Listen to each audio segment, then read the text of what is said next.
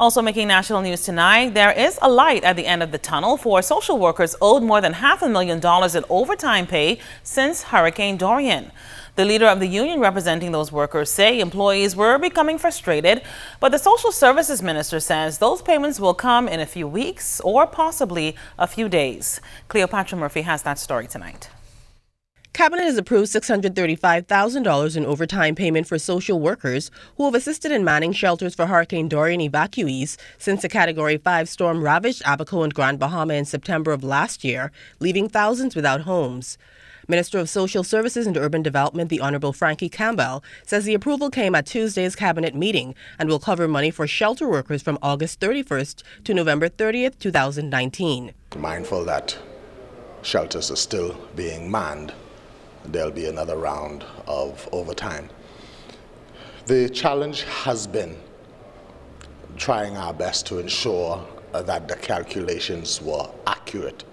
You would appreciate, especially in the immediate aftermath, there were no proper record keeping, no signing in, no sheets to verify the time. Campbell assured the money will be paid within or at the end of the month.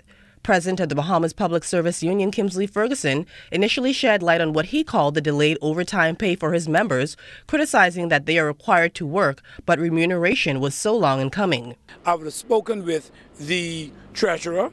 I would have also spoken with the director of social services.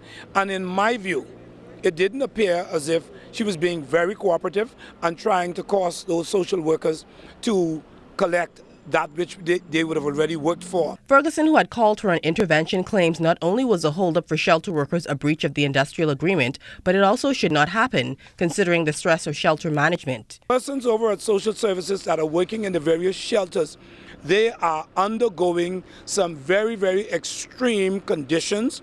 And I want to say hats off to social workers who've been tormented in addressing persons who they have to minister to in the aftermath of Dorian. And so I want to commend them for the awesome job that they're doing. The social services minister could not say how many were impacted, but he applauded them for what they continue to do at those shelters. We're grateful to them. We could not have done it without them. I understand their frustration in not having received the requisite overtime. There were 322 evacuees housed in the remaining 2 shelters earlier this week, with the Kendall G. L. Isaacs Gymnasium set to close by month's end. Cleopatra Murphy, ZNS Network News.